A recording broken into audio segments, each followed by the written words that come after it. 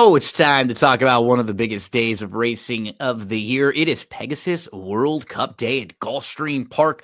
13 races on the card, 7 graded stakes races. Honestly, there's another that's an ungraded that used to be graded with a massive field, and then a couple synthetic races that are as good as some of the stakes races. I'm Gino Bucola here alongside my good friend Barry the Sniper Spears. Barry, buddy, past performances are out. You and I are recording early on Wednesday afternoon. We have the odds for the Pegasus World Cup races. The rest of the races don't have their odds out yet, but we've been diving in for a few days. We're going to do our best to lead everybody in the right direction, man. I'm pumped. It's going to be an awesome day on Saturday. Oh yeah, man. It gets closer, the excitement and all the build up and everything and you keep going over the past performances and it's like, man, it just can't wait for it to come. So a couple things to talk about before we get into the handicapping. Everything you need right now is available at drf.com. So shop.drf.com. You can get the past performances. Tomorrow night, you'll have the clocker reports up and ready for you for Saturday. If you need help with the DRF picks, everything you need. You know that there'll be articles and race previews coming out from in the written side. And then on the YouTube channel, you get horse by horse previews of all the races. We look at the Timeform US pace projector. I think I was a part of previewing 5 of the 8 stakes races on the card. Did a little look at the pick 5 also with Ashley. So there's a lot of help for you over at DRF right now. There's also going to be a show, Barry, that I'm looking forward to on Friday morning. It's going to be presented by First Bet. It's going to be the DRF preview show for Pegasus Day. It's going to be myself, Alexa Zepp, and then we're going to have Bailey Armour from First Bet join us to handicap a race. We're going to have Samantha Perry from Gulfstream join us to handicap a race, and Randy Moss is going to join us to handicap a couple races. That'll be Friday, 2 p.m. Eastern time on Sports Grid. That'll be on the Sports Grid TV, and then it's actually going to re-air Saturday morning as well. So you can check that thing out twice. That will air between now and Pegasus Day.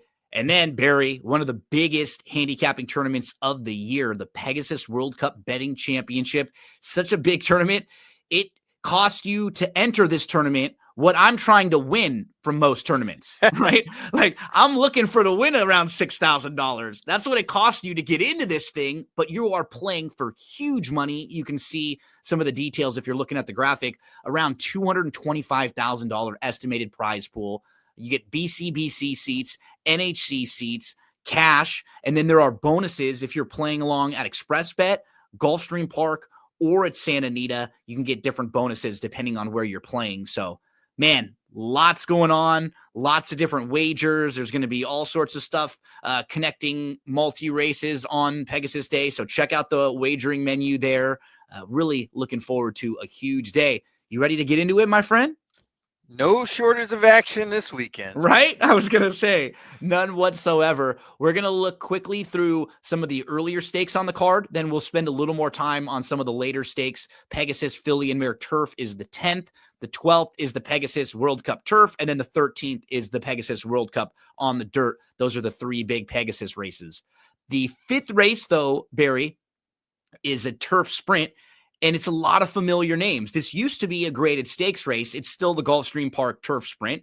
And a lot of these horses that we saw when it was a graded stakes are back again. Some of the familiar names that we've seen in races like this for a long time. Yes, I Am Free, who's 9 years old, a 13-time winner. But as a 9-year-old, you start to lose a little bit once you get older. Really, really quick horse. He's one of 6 horses that exit the Janus when they were behind Coppola, who is always really good in these turf sprints. He's pretty quick. He has to be close to the front end, but when he gets his trip, he is a major player in spots just like this. You have a horse like Mucho Del Oro coming over from Southern California. This is a horse who's had really good success. He's a multiple graded stakes winner down the hill, but a lot of his best efforts, Barry, have been going 6.5. That's a lot different than going 5 furlongs. Very different layout. And another point to mention, this was something that I kind of found because I'm doing, we're providing Santa Anita with formulator facts every day now for their broadcast. And I think it usually comes on the 6th race that will give them a couple of different formulator facts to use. One that I noticed, and I hadn't realized it until I just saw it a few days ago with Doug O'Neill. Doug O'Neill's barn off a plus 180 day layoff over the last year, they've really struggled. So I think it was when I looked at it today, it was a 3 for 44, something along those lines. And so here it is. Yeah, 3 for 45 over the last year off, Brutal. off a plus 180 day layoff, which I didn't realize it was quite that bad. And, you know, look at how only a 0.28, 28 cents for your $2 ROI, only 7% winning percentage, and only 33% of them are in the money as well. So not something they've been doing well recently, which is actually surprising because this is a barn that's solid with first-time starters, at least. Well, Capable, you know? I always wonder how conscious trainers are of their percentages in these kind of things. You're right. Yeah. Because it's like, well, your percentage isn't that great. Why would you do this? You know what Yeah. I mean? No, you're right. And it begs the question: either this horse is really live or really dead, and it's a hard read. Yeah, I agree because I think he's going to be a major player in here. He's going to take some money. And I mean, when you're looking through this field, he absolutely looks like a top contender, speed figure wise, and just with those graded stakes wins. But the two things I'm kind of scratching my head a little bit about are the layoff and just the difference between the 6.5 that he's used to and the flat 5 furlongs at Gulfstream. Totally different styles Yeah, of turf course. it just doesn't seem to fit here. Yeah. Mm-hmm. Then that's one of the questions you got to ask in races like this. Yeah. Yeah. So who are some of the horses that jump out to you in here that you would want to use in any multis? Well, I had the idea that, the second flight of runners here would be the ones or where the winner would come from. Yeah, where you want to be in the race. Yeah, so that kind of X's out a few horses here, like Yes, I Am Free, who didn't get a great start last time. Mucho del Oro, who we just talked about, is in that same boat. That's Right is another one. Not sure about No Nay Hudson. I don't think they really want the lead, but it's incredible how that horse runs speed figures like that and doesn't win. I know, comparable, because he was one that was a really hard read because you kind of want to keep coming back to him and making a case for him, but he doesn't win a lot of the big races. So it's tough. He's a tough read. But that leads me to kind of the horses that I came up with, like No Balls is one of them. He should get a great trip, right? He should. I mean, he really didn't get great trips in most of his races this year or last year. 2024. So hopefully he can get a better trip, and this projects to be probably his best trip. I think he kind of needed a few races there. And I think his last race kind of proved that he was kind of rounding into form. And even if we look at his form and we kind of eliminate the Kentucky race and we just say maybe that's a little far for him, like the 6 at Kentucky Downs, probably a little deep when he finishes 4th, beaten 4 lengths. His other races are a little disappointing because he was coming off the Breeders' Cup Turf Sprint, but they're not bad. Right. We were like expecting him to maybe progress off of that. And he took a few races this year. One of them, he loses to Cogburn, who Cogburn's crushing. Nobody was right at that point, exactly, right? At that point. He wasn't losing anything. And that Our Shot race, the one at Keeneland, was a little strange. And he kind of caught inside a little bit and he couldn't get out. And it wasn't the greatest of rides either. But there was a legitimate excuse. Yeah. And I think he just, like you were pointing out, he feels like he's going to get the trip. He has enough positional speed to put him in a spot, but he can finish. He's definitely not going to be on the lead in here with a lot of other speed horses. So wanting to see him a little bit off the pace, I completely agree. I made him my top pick in the preview that we did here. He was kind of who I started with. I know he's not the most creative one in the world, but he feels just like he's going to get a really nice trip. Who else are you looking for in here, or maybe would you think about using? Panther Island was another one that caught my eye for the same reasons. Should have that kind of trip. Likes this distance, likes turf, Gulfstream's turf. Just needs to get kind of a good trip. I was a runner-up in this race last year, actually. Yep, I think this horse has every right to win a race like this. provided everything falls their way. And I don't suspect this horse is going to get bet. No, I think he'll be a really nice price in here too. I agree on Panther Island. The to the outside, you've got Coppola. There is some other speed. He doesn't usually he did last year, but he's not usually as much of putting back-to-back races together. He'll usually kind of catch one, and it's not like he'll run poorly, but it just depends on like the break, everybody's break. When he catches a flyer, he'll be clear, and then he won't have to work quite as hard in some of these spots. I respect him, but I like him at a little bit bigger prices. I don't necessarily want to take him when he's shortish prices in here, drawn to the outside. And we kind of hit a little bit on the 6, No Hudson, who I kind of keep coming back to for some reason, just thinking like he's probably going to get a pretty good trip in here. The other one for me that I wanted to take a second look at was hopefully Reef Runner.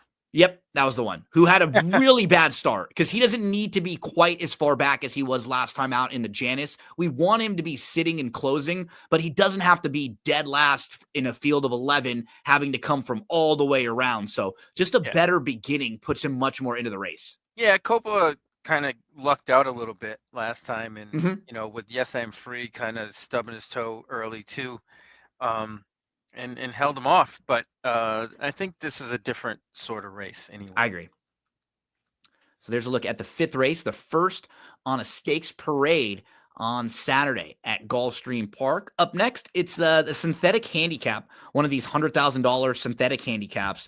And these are always really tricky too, because you have horse like In a Jam, who was solid on the turf last year, kind of gone off form a tad bit, and they just well, let's take a shot on the synthetic here because he's done it before. Well, we'll come right back to it again. You get a lot of horses in a situation like this. Emmanuel has been disappointing since coming into the new barn, so they take a swing here on synthetic. Stanley House was a really highly regarded horse up at Woodbine last year. He won. He was favored in the plate trial. He was 3rd in the King's Plate, and he's been a horse that has really good synthetic form. Look at who Smokin' T's been facing recently. Major Dude, Goliad, Ottoman Fleet, Carl Spackler, legitimate, nice turf runners there. All of them make sense. You've got Jerry the Nipper, Possible Mente, Exact Estimate, all coming back from a similar spot on December the 28th, where Jerry the Nipper got the lead that day. He's probably the fastest on paper if they get aggressive with him, but I think Exact Estimate will at least try to keep him honest in here. Possible Mente was 3rd in that race. You have Portfolio Company, who will take another shot on the synthetic after winning the Barbados Gold Cup last time out, but that was almost a year ago last time out for him. This is a really tricky field to go through. Ooh, this is brutal. I mean, this race top to bottom, everybody kind of looks similar. You're splitting hairs trying to figure out who you want to select. I know. But I really like Smokin' T in this spot. I do too. Yeah. I think the class that he has towers over everything and might supersede everything else or all the other factors that could affect this race. He's won at Gulfstream on this synthetic, which is key. Yep. And just that class, relief a little bit enough makes all the difference here, I think, for him. For me, class plus trip that he's going to get. Yeah, and then you hit on it. Trip. Proven at the Gulfstream Park synthetic. He doesn't need the lead. He's going to be sitting pretty close. He's just versatile. Like you can put him in different spots, and it doesn't have to be dead last. It's going to be within the middle of the pack to sitting just behind the leaders. I think it's a really good spot for him. I like Dettori jumping aboard because I think he'll be aggressive with him. Not on the lead aggressive, but just let's get out of the gate. Let's get him in the race. Let's not kind of be a little sleepy on him early on where he can get stuck in some traffic. It just feels like a really nice spot for Smokin' T. Yeah. The other horse that really I liked here too is Possible Mente. I think that horse just kind of got tripped out last time and was behind Jerry the Nipper, who kind of ran away with it. Slowed things down. And and it was he kind of got away. He was a loose leader and nobody really challenged him. And this horse closed into that. And I think that one move and how this horse came out of that race and finished up puts that one in the picture. He's a really nice form right now. Possible Mente, the other one that I wanted to mention, who is a little softer overall when you look. He was a 10 claimer on the bottom of the page, but Tidal Forces is one of those synthetic horses who really likes synthetic surfaces. You can see he's 5 for 8. He's 3 for 3 over this Gulfstream synthetic. He's wants to be close, but he can sit off a little bit. So if he gets left alone or if he's sitting second or third, he's not a bad horse to have that can probably outrun his odds a little bit in this spot.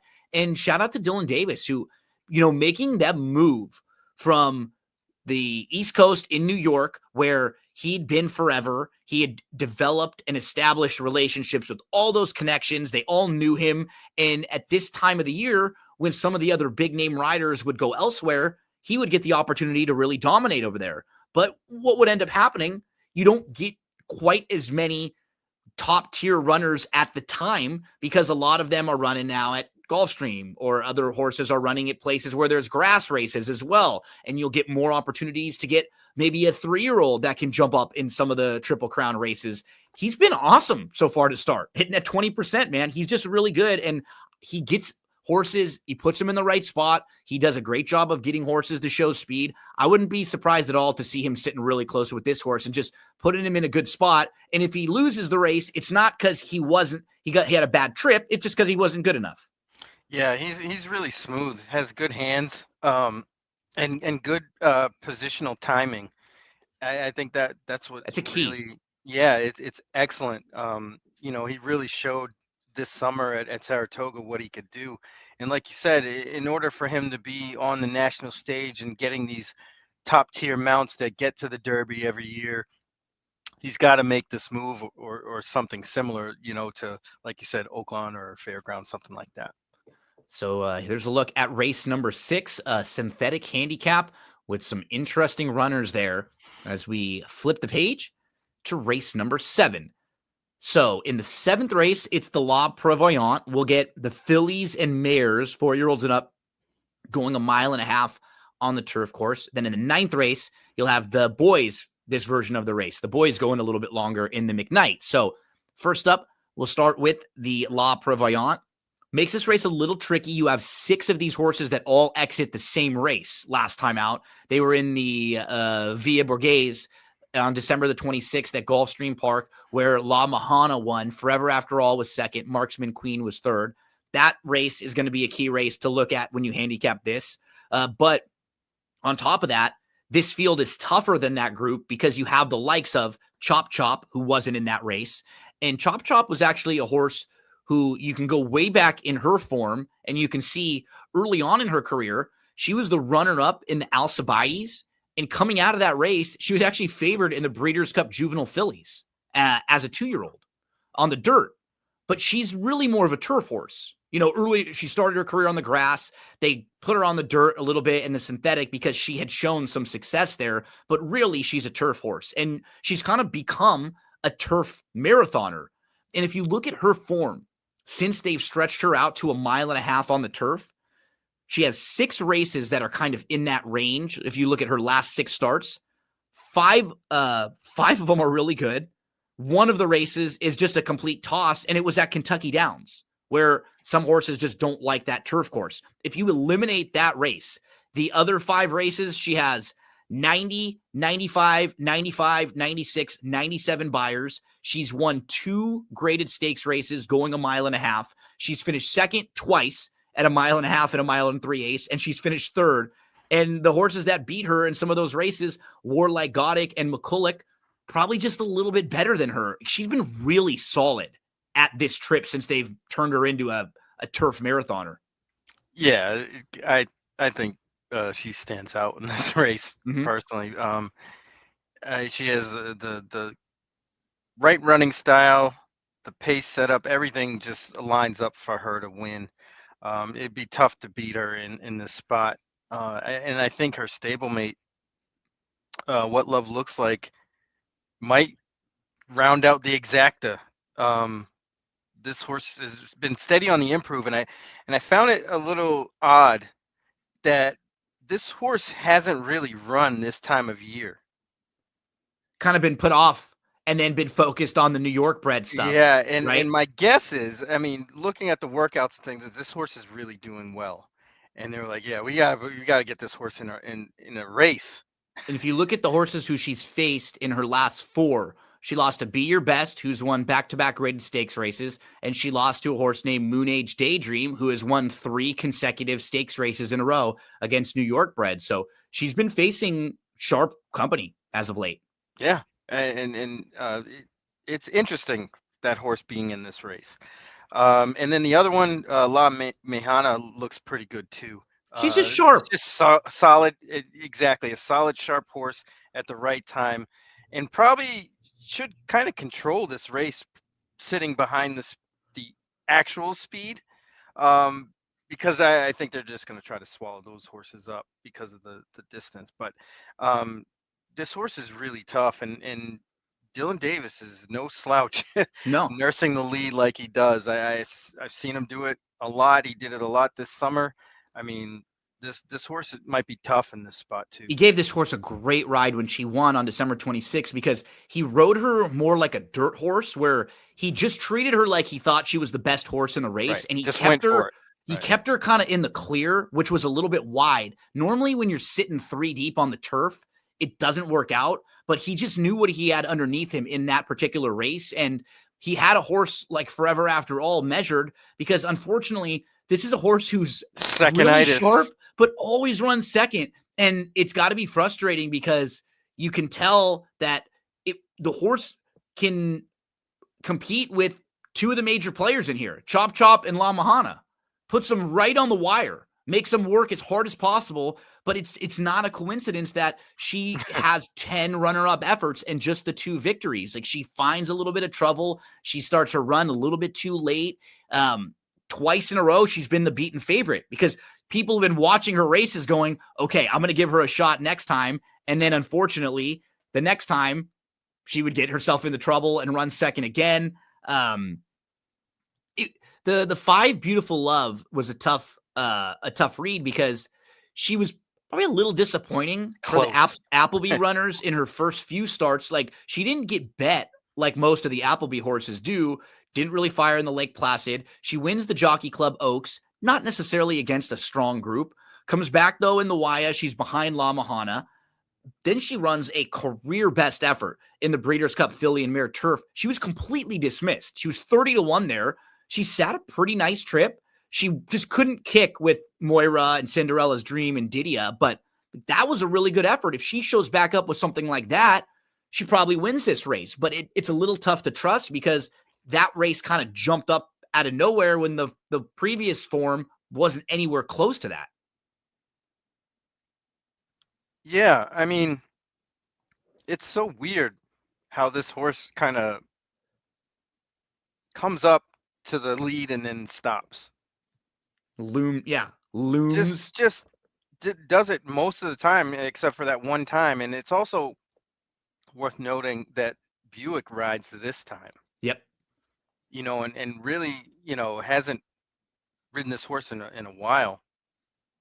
But I mean, this horse is right there, speed figure wise, or perceived speed figure wise. But I can't trust a horse like this in this spot, especially when they tried it a few times, and it just doesn't seem to be working. I don't know what to do with this horse, to be honest, because if this horse is like 10-1, it changes the whole dynamic.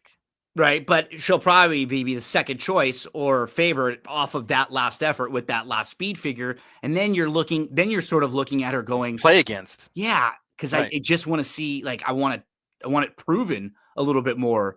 Right next door, Marksman Queen has been in the mix at this level a couple times. She seems like she's kind of tough to ride. She was sitting third and then she wanted to go, so they had to make an early move.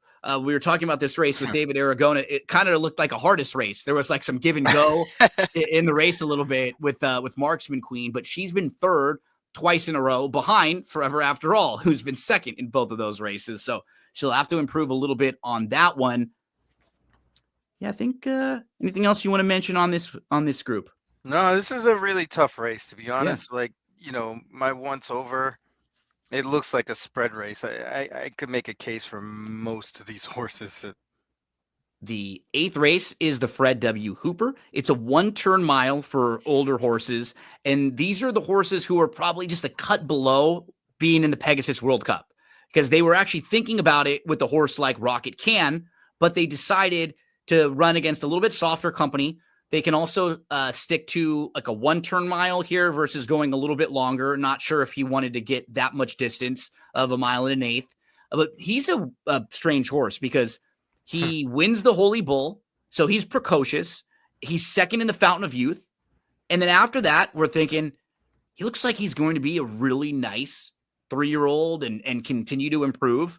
But he sort of flattens. Like his Arkansas Derby, he's 4th. He was favored. He came back in the Kentucky Derby. He ran 9th. And his first start off of a 10-month break, he wins, but then he doesn't really step forward off of that in 2024. And kind of out of nowhere in the Harlan's Holiday, he's 10-1. He's on nobody's radar, and he airs. He earns a 99 Beyer speed figure. He absolutely crushes. And I think what we can really take out of that race, Barry, is he likes Gulfstream Park a lot. If you look at the 3 races he's run at Gulfstream Park, he wins the Holy Bull, he's second in the Fountain of Youth, and he wins the Harlan Holiday. Two graded stakes wins, and then a runner-up behind Forte. So that's just one thing. In him coming back to Gulfstream Park, we can really isolate those Gulfstream races and show that he really likes this track. Yeah, he does. But, you still have to be wary of his running style. Especially what's going to be a much shorter price in this race, because last time was the time to have bet him. Right, because the setup was there completely. Because I'm pretty sure we really spoke highly of this horse in that race. But this race sets up a lot different. I don't think it's going to be as hot up front as it was in the last race he was in. Horses like Little Vic really interest me in this spot, and that horse is probably going to be a big price. He ran a bang-up race last time in the Mr. Prospector, and it was like very different from what he had done earlier. Like a lot of his better races, he'd been pretty close to the lead, sitting really close. This race, he kind of was doing his best running late, closing with White Abario. And so it is interesting. And very wide. Really wide, and he got a really nice speed figure. He was 70-1 in that race. It was a really nice effort for him, keeping company with those top 2. And it wasn't really far off what he was doing. A slight improvement. I think there's more in there. That horse is definitely on my radar. Tumbarumba is the other one. I think the Holland's Holiday was just a bit too far. I think a mile and 16th is just a tad too far for this horse. Yep. And should get an excellent trip here, and the mile is so much better. And the blinkers coming off for him should really help him just relax a little bit more, because that's, I think, one of the problems he has. He'll run really hard the whole race, and he'll kind of fight you all the way through. And then sometimes he just doesn't have quite enough left late. You can see he's run second in 5 of his last 6 starts. He always shows up. He won this race last year at a mile at 8-1. I think he's a really nice fit right back in here. Just shortening up a tad. One that I want to mention is to the outside, Cape Trafalgar, who he was down towards the inside last time out in the race with Rocket Can and Tumbarumba. Yeah, didn't watch that race. Buried, yeah. Kind of got buried. There are a couple that are all coming out of there. So Rocket Can was 7, Tumbarumba was 2, Cape Trafalgar was 3 in the race. And he's always shown some talent. Like he's shown some ability, but this is only going to be his second start against Stakes Company. This was his first one right here. So when we look at the 3, he has a good start. He's actually like on the lead right here going into the turn. And then he ends up kind of sitting and he gets pushed back a little bit. So Cape Trafalgar right here has the lead going into the turn. Digital Ops is going to go. The 3, Cape Trafalgar, sits. And then behind them, it starts to set up a little bit nicer as Cape Trafalgar backs up. What happens? He gets stuck in that bad spot inside. And now he re-engages again. Yes. Right? Because he was trying to kind of back up and get off the rail, but then he gets forced, and all of a sudden now he's in between. And really, he didn't get to run his race in this here. No, He was because sort of he was forced. running his race to get to position, and Exactly. used all of his energy just to get to that spot where Irad wanted him, instead of letting him kind of naturally place himself. And I'm sure Irad will go back and look at this, or he even knew that Right he did away too there, much early. Right, Yep. he knew he did too much early, and he had to save ground, and he had to commit to being in that spot. And see right here, he wants to And go. now he's screwed. He's got exactly. He's got nowhere to go. And look at who's going Right, to run right by him. the Rocket winner. Can. Right, Because the he winner. pins him in. Cape Trafalgar couldn't get out because Rocket Can was already coming up beside him. Now Right, he's waiting. And by the time Cape Trafalgar gets a little bit of room, he's flat now. Because most of his best work too had been going a little shorter. So a mile and a 16th was already a little bit long for him. Now he's flat. The top two have already passed him by. He's just going to be much better, I think, to the outside in the clear, cutting back a little bit, being forward. I like Cape Trafalgar in here with the outside draw much better. We could see in that race what happened. I mean, that was definitely, I don't think that Cape Trafalgar was winning that race, but he certainly could have done a lot better. And I think Irad knows that, and he's going to ride this horse a lot different and a lot better this time. And you'll see with him, he's had some issues where it's been like race, couple months off, race, couple months off, race, couple months off. I love when horses like this are able to string them together with less time in between. I think he's just going to be a lot fitter in this race now, cutting back. He only raced a month ago on December the 21st. Cape Trafalgar. Yeah, he needed that race. I mean, he's going to set himself up well for here. Irad's definitely going to be out for revenge. I don't know what kind of price we're going to get, but could be good. The total wild card in the race, I think, is upstanding because it feels like his win and the buyer is probably a little soft, right? It's like a little inflated because he took 5 starts to break his maiden. He had burned money already a couple times as a beaten favorite. And then he gets a field where he has a good start. He gets to the front. He's not getting pushed at all. Unchallenged. And he just crushes. Like, compare the half mile on December 22nd going 47.69 to what like Tumbarumba was doing 2 starts back. 45.47, 46.24, 46.09. Last year in this race, 45.69. That's 2 seconds faster than what Upstanding was doing. Irad abandons for he leaves this horse to go to the outside runner, which is always a big sign right off the bat. So, Cape Trafalgar, one that I'm a little bit interested in. Barry mentions Little Vic from the rail, who has a really high ceiling. We see that 102 buyer speed figure that he's capable of jumping up and having. Rocket Can got his nice win last time out. He'll probably be a little undervalued here. Tumbarumba, this is like home court for him. This trip, this track, everything should be really set up for him to run a good race with the blinkers coming off, sitting a little bit. Man, remember Instant Coffee? Multiple graded stakes winner, and it just tailed off. In his last 8 races, he's been beaten double-digit lengths 4 of the 8 times, half of them. What's funny about that horse is the only time I cashed a ticket on that horse was when he broke his maiden. And I believe it was Labor Day at Saratoga. And Saratoga. Andy Beyer was on the Talking Horses that day. And his comment about Instant Coffee was, well, Brad Cox unveils horses like this all the time and they win. And at 8-1, why the hell not? Nice. And I was like, all right, that's good enough for me. Sure. And he was right. He ends up beating man. Arthur's Ride and Crouppy in that race, right? He beat a couple nice horses in there too. That was a really, really strong maiden race. And he was favored in the Louisiana Derby. He was at that point one of the top horses in his age group, in his division. Then he missed the Kentucky Derby, and it's just gone south for him since then. Instant Coffee shows up, seeing if he can get a form reversal there. So there's a look at the Hooper. Anything else you want to hit on in this one? No, I think we covered it. I think so too. As we move along to the McKnight, one, you're like a dream come true too. I remember that was at a lot of high school dances, slow songs. You get Brian McKnight coming on. You start back at 1. Well, we're going to start back at race number 9 with the McKnight. We talked about the fillies and mares going the 1.5 miles in race 7. Now these are the boys going a little bit longer here. You have limited liability for Shug, who's in sharp form right now. He was behind Integration, and Integration is going to be one of the major players in the Pegasus World Cup Turf. So if you're just using that race as a gauge, you would think limited liability is a major player in here.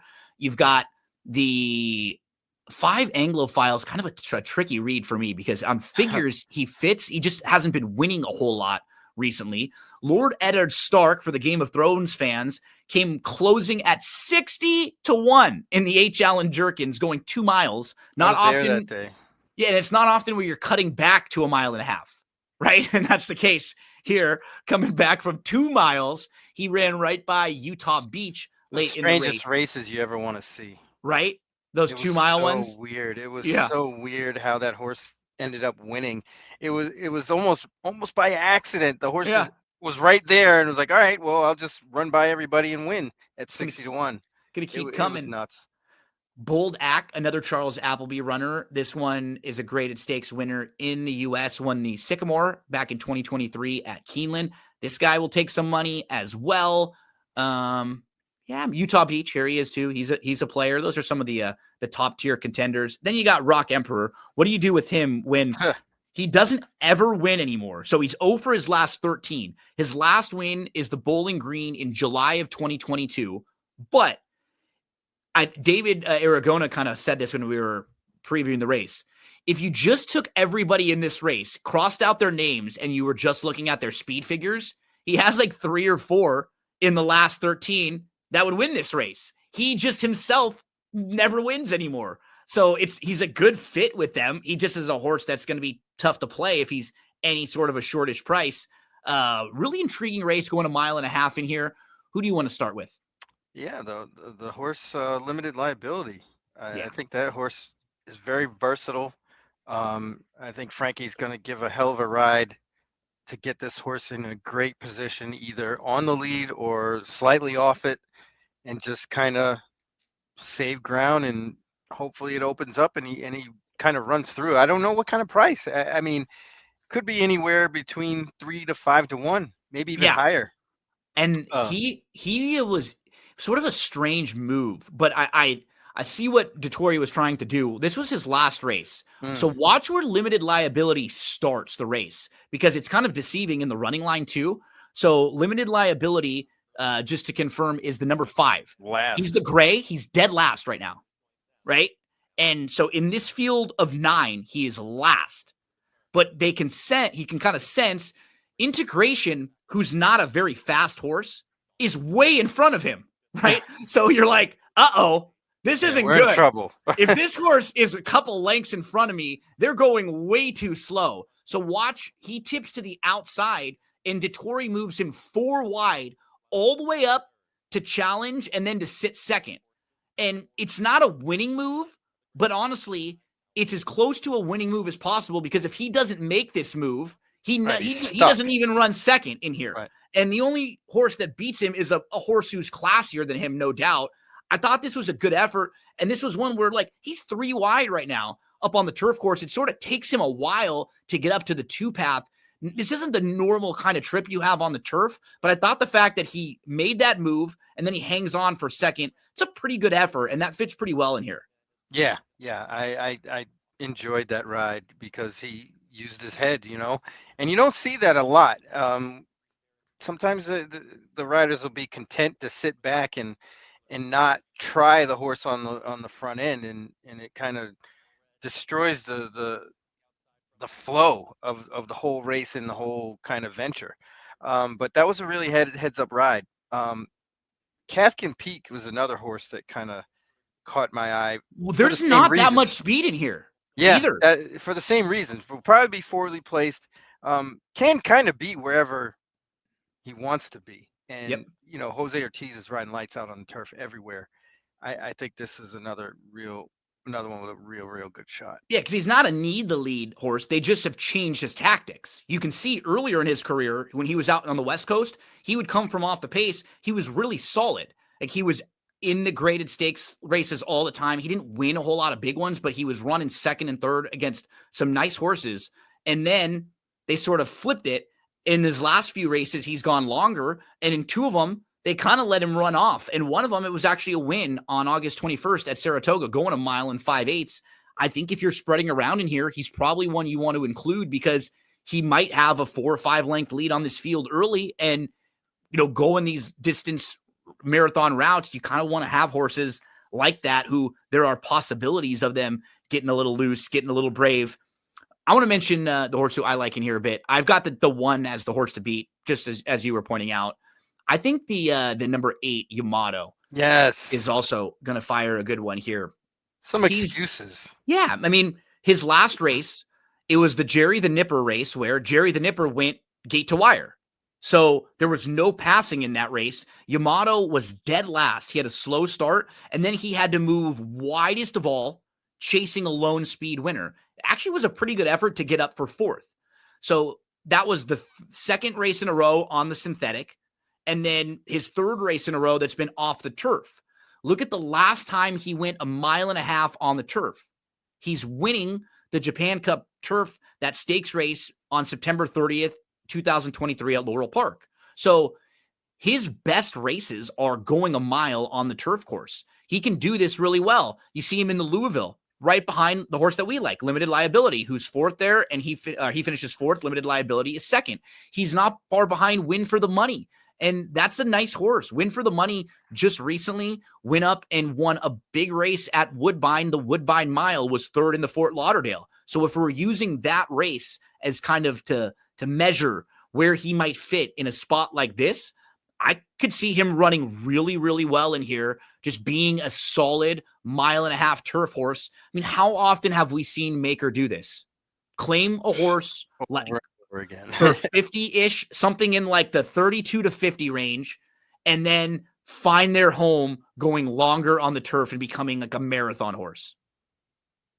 Yeah, I mean, he I forget the horse that he did it with that won the Arlington Million. Yeah, I mean, over and over and over. Was it? It'll come to me. Me too. It's. I know. I was gonna. It's sitting on the tip of my tongue right now. But Yamato could be the next one of these for. So what Maker. do you do with Bold Act? I know, because I mean, class-wise, he fits. He obviously is like the horse to beat, right? But here's the thing. So coming off of his Sycamore win and then his Dubai City of Gold win, those are really nice wins. And you're feeling like, wow, this is a nice horse. He comes over here in the Elkhorn. His first 2 starts in the U.S., he burned a ton of money. I mean, look at his 4 most recent races here. He's been 7-2 or under in all 4 of them and hasn't won any of them. And he's faced a little bit tougher than he's facing in this group. Like Web Slinger, Silver Knot were both in really nice form, were really sharp at the time. But like you see the Gray Wizard in the form lines for the 1 as well, Limited Liability, who's defeated the Gray Wizard and has been right there. And I think you might get a better price on Limited Liability than you'll get on this one. Yeah. So I mean, I respect him. I can understand why he'll get bet, but I don't want to take too short of a price on him in a race where I have a couple others that I think are interesting. Yeah, I'm with you. That's race number 9, the William L. McKnight on Saturday at Gulfstream Park. So we will move along to race number 10. A couple more races to dive on into. This one is the Filly and Mare Turf, going a mile and a 16th. This one is a really tricky race because you don't really have top tier grade 1 horses in here. You have a lot of grade 2, grade 3 caliber horses. Rakia is going to be a major player based off of what we've seen recently. Her only start in the U.S. comes over here, wins the Goldakova, now in the Pletcher barn, lightly raced, a little bit of upside. Obviously, she'll take a lot of money. I think she's a major player. Be Your Best has won back-to-back graded stakes races. Fluffy Socks, you know what you're going to get from her. She's going to come closing. She needs a little pace to run at, but she was only 7-2 in this race last year, probably against a tougher group with Didia, surprisingly, Ruby Nell, maybe a little better. This race is pretty evenly matched. You have Donna Claudia, who's first time in the U.S. For Correas, who has had great success with horses like this. She's a Group 1 winner. You have Manushka, who will come running late, just didn't get any pace to chase behind the talented Keho Beach. Sacred Wish, she's in very nice form right now. You look at her last 7 or 8 races, it's tough to really knock any of them. This is a challenging race here with the one to the inside, probably one of the major players, and I wouldn't be shocked if she maybe were to go off slightly favored just because she's kind of a new face in a race where I think people might be looking for a new face. Yeah, but I kind of thought the closers would have a nice advantage, especially Fluffy Socks. I hope agree. people ignore her. Me too. Because I think this race really sets up well for her. Probably the best setup she's had since she won on Derby Day like 2 years ago. So if you just look at the last 5 races that she has, actually, I guess you can go 6. She lost to Beau Cachet. Beau Cachet won on the front end, just cruising on the front end. Even the race before that, the Hillsborough, you and I played that race that day. We talked about Sparkle Blue, who went so slow. They went 52 to the half mile. So she's chasing Lone Speed. The Gallarette, she's just better than that group, and she just crushes them. She comes back in the Diana. White Beam wins Lone Speed. Walkathon in the ladies' turf. Lone Speed. She gets a little bit of a pace to run at in the First Lady. She runs third. She runs third in a grade 1 at 17-1 behind Gina Romantica and Chili Flag. That was a good effort. And then last time out, Rakia wins Lone Speed. Her form is super muddied up, and she has dealt with some really nice horses, probably better than most of these have for like their career. She needs a particular race shape. Yeah. And I think she's finally going to get it. I agree. Yeah, she makes a whole lot of sense in here to me. I actually made her my top selection in this race.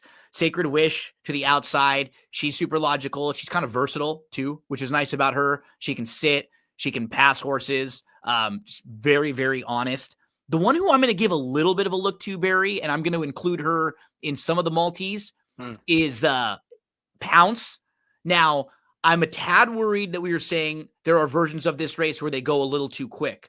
I would love to see her sitting second or third, down to the inside, saving ground. She likes Gulfstream Park, and she can win going longer. She has some races where she jumps up with a big speed figure. We saw it in the Here Comes the Bride. We saw it in the Lake George. We saw it again last time out when she was second behind Keho Beach. She has a pretty good ceiling. She's overmatched by She Feels Pretty, a couple starts back.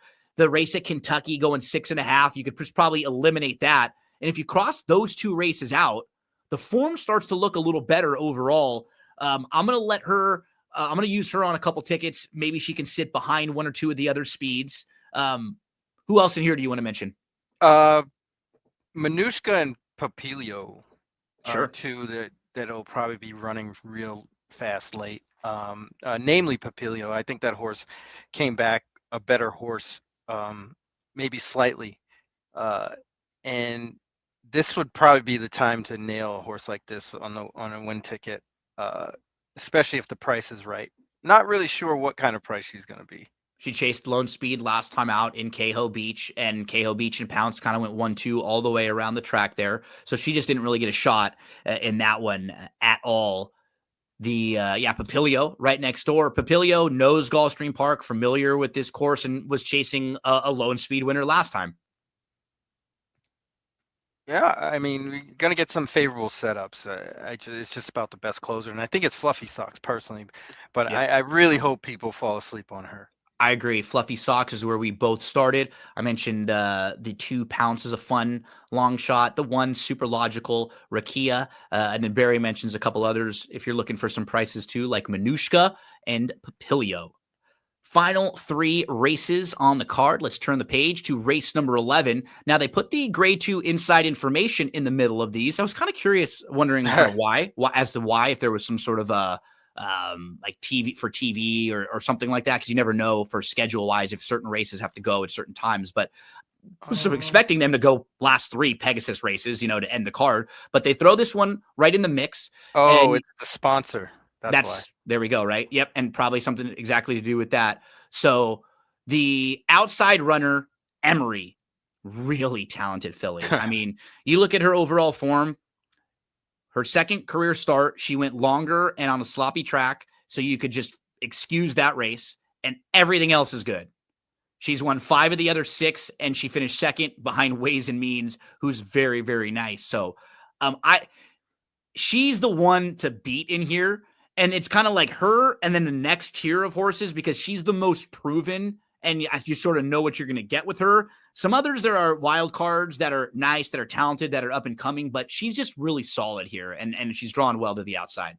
Yeah, she's definitely the horse to beat, but man, I don't know.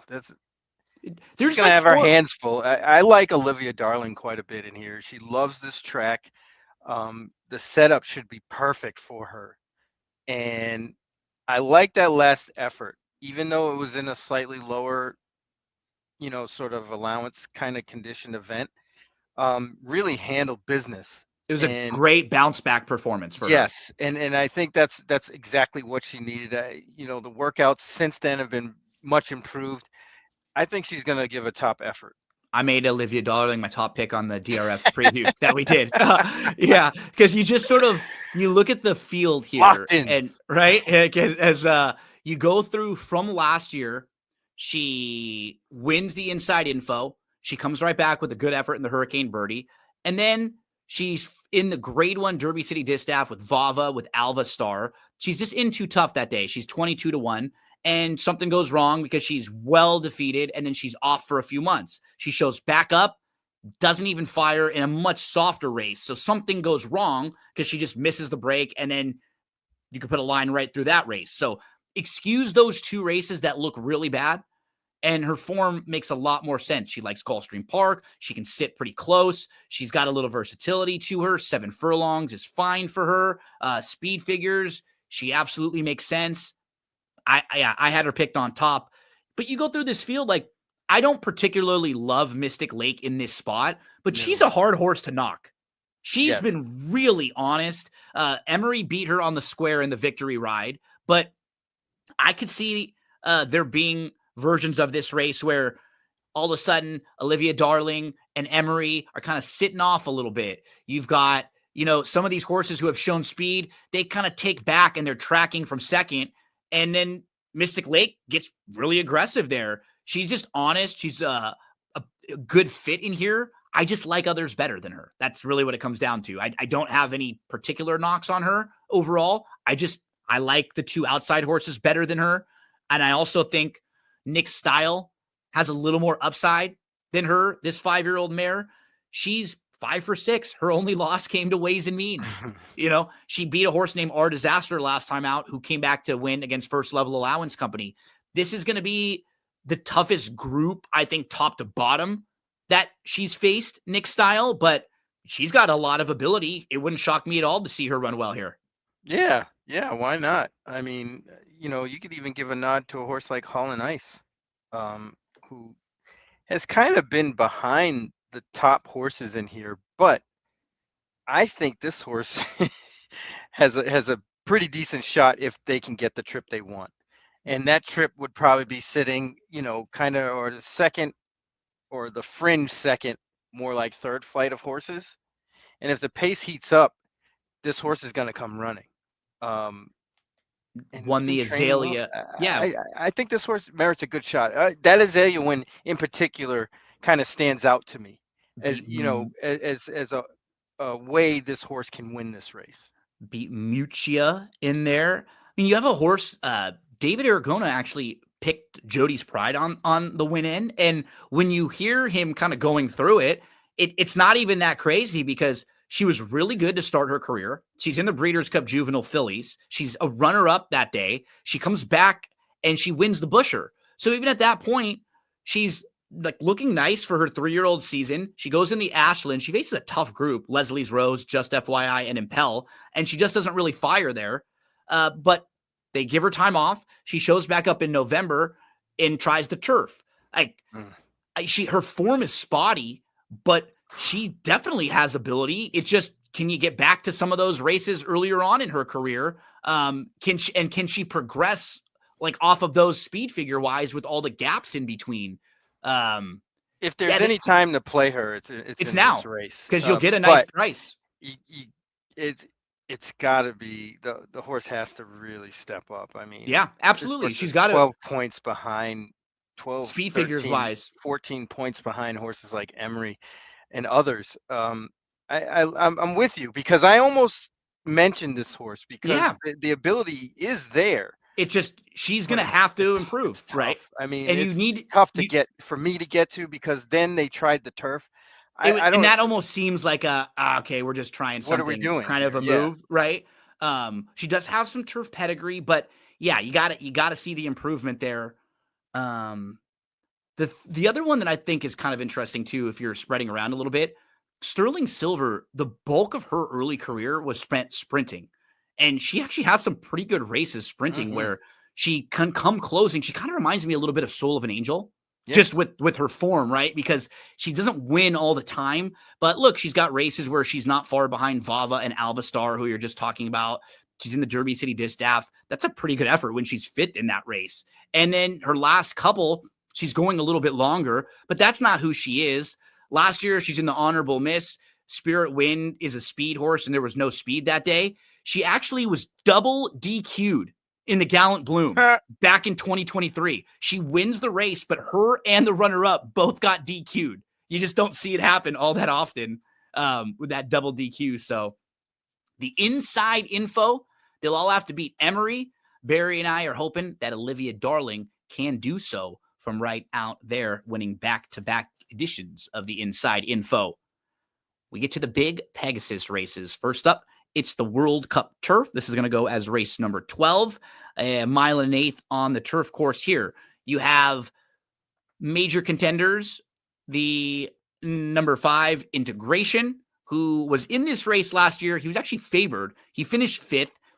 He feels like he's run so many more times than just 10 times, but he's pretty lightly raced still, and he has some upside for a horse who's just turning 5.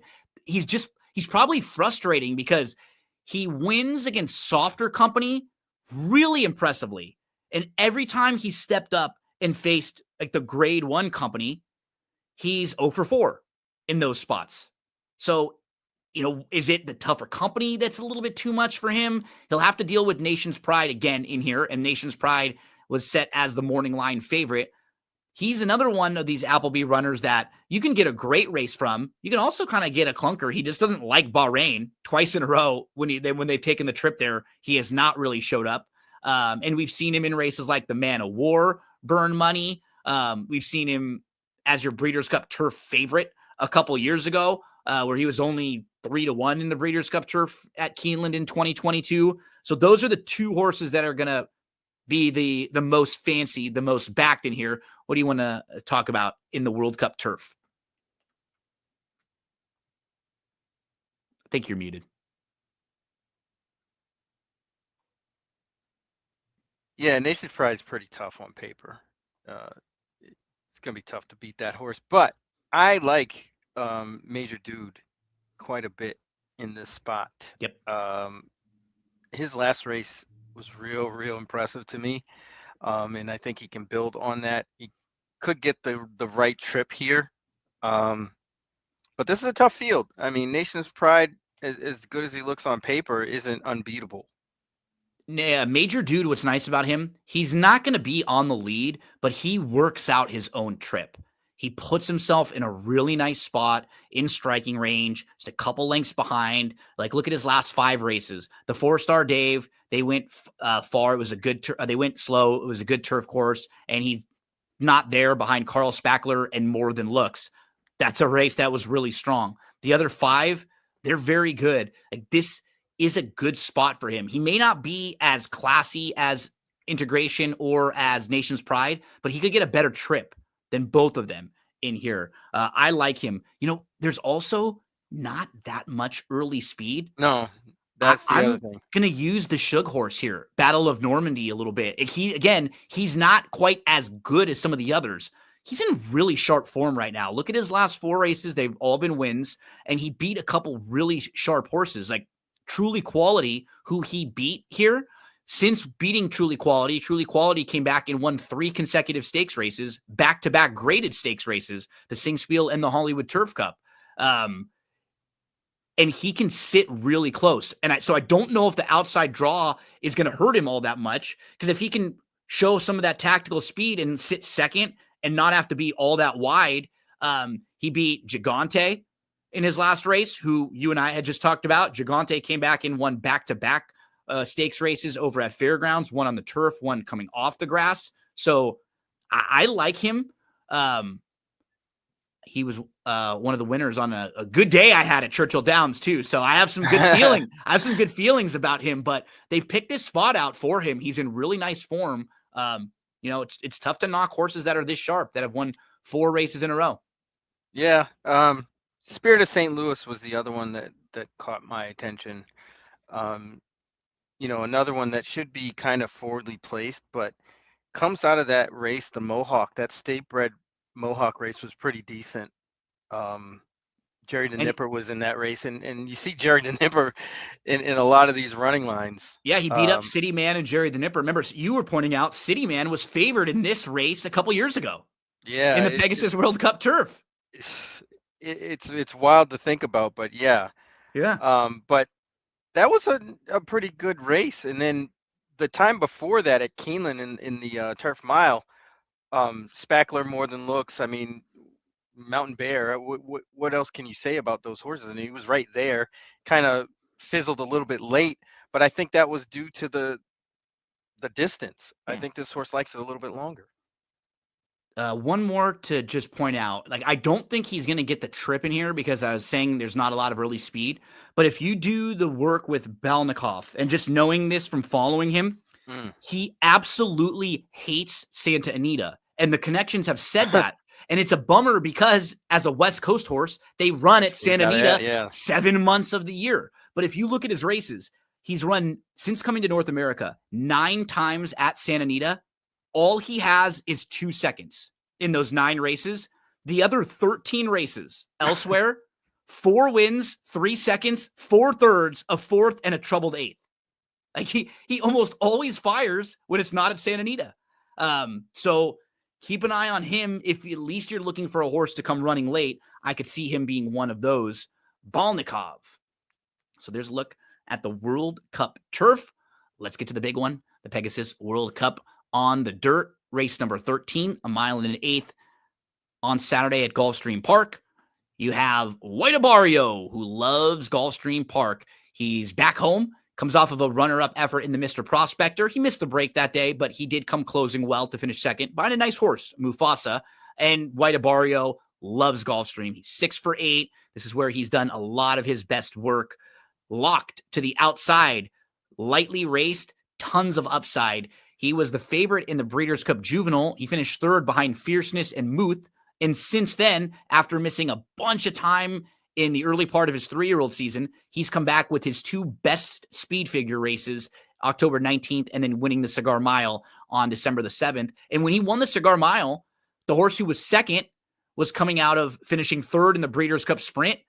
The horse who was 3rd post-time was coming out of finishing 2nd in the Breeders' Cup Dirt Mile. So he beat 2 horses who hit the board in different Breeders' Cup races when he won the Cigar Mile. So those 2 have been the top 2, installed as the top 2 favorites on the morning line, Locked and White Abario. Let's kind of start the talking with them there, Barry. Yeah, I mean, White Abario projects to get the trip of a lifetime, based on the pace and Saudi Crown being inside of him. But I'm not sure. I mean, this race could go a lot of different ways. I mean, there's versions of this race where Saudi Crown gets loose on the lead and nobody can come near him.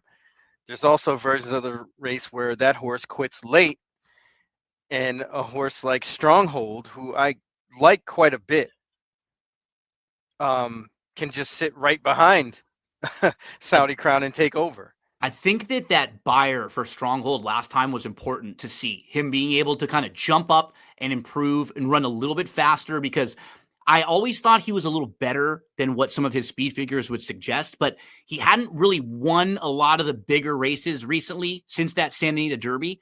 And so I loved seeing him second in the Malibu, jumped up with the career best buyer speed figure. I think he's a player in here too. I agree.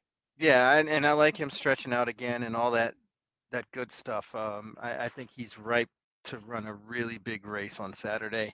Um, beyond that, Locked it might just be screwed just because of the post position. I don't know what kind of trip they could possibly want or They get. got to make a decision early, right? Are you going to Yeah, I mean, go and sit closer than you want, or I, take back and be a little farther back than they'd want? I would think they would probably want to sit back because the pace could get hot, especially with Mystic Dan having to kind of get forwardly placed. That horse really doesn't have an option. Newgrange is another one that might have to force the issue, but either one of them might not be fast enough to even get into Saudi Crown's view. So I got to use Saudi Crown too, just because of what we're talking about. I think Mm-hmm. with the inside draw, and they're not being that much early speed in here. I think if they want to go, they can. They can also sit a little bit. And just remembering Saudi Crown, because I had this horse on like a fantasy horse racing team this year. So I would always be paying attention to like his workouts and when he was coming and where he was going to run next. So after the Dubai trip, he comes back at Ellis Park. He wins a really soft kind of comeback race in August. And following that, he was supposed to run again in September. But if you look at his work tab, it's like really spotty coming out of that Ellis Park race and going into the Breeders' Cup. Like he just wasn't going into the Breeders' Cup the way you would like to see it. Look, he races on August 11th, and then he works the 24th, the 31st, September 7th. Then he misses time until September 21st. Then he misses time again until October 13th. And then you sort of get three kind of forced works in a row to get him into the Breeders' Cup, and he doesn't fire. Coming out of the Breeders' Cup, totally different story. The work tab is right back, like fluid every 7 days, getting work. And then in the Tenacious, he actually ran one of his career best Beyer speed figures. So I think he's coming back into this race now in much better form than he was in a race like the Breeders' Cup. So yeah, he's one of the, I picked him on top just because I think he gets the trip. I could see him getting the lead in here, but I think he's a major player. Oh, absolutely. Grade If I were to put one on top, it'd be Stronghold for sure. and on value-based standpoint, I can completely understand that. I have Stronghold in the top 3 to 4. He'll be a use for me in multi-exotics. Some of the others I mean, I couldn't get there. I got to see it from Mystic Dan. I just can't. I got to get there with him because honestly, even just comparing like last year, right? He wins the Derby, but his Derby and his Southwest that are 100 and 101 Beyer speed figures too. Outliers. I know. And they're not even like you have horses in here who are capable of running faster than that, a lot faster than that. So you got to see it from him.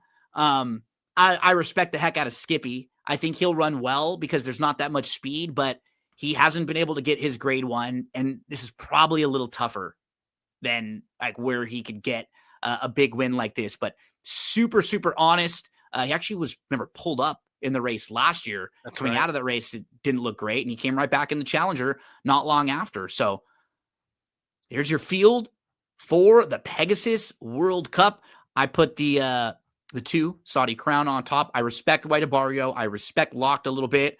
I think if you're looking for maybe some the fun prices, Barry hit on one of them with Stronghold. I think you can make a really nice case for running a good race in here. And I would maybe include Skippy Longstocking as just a horse who could kind of outrun the odds and maybe get a fair price.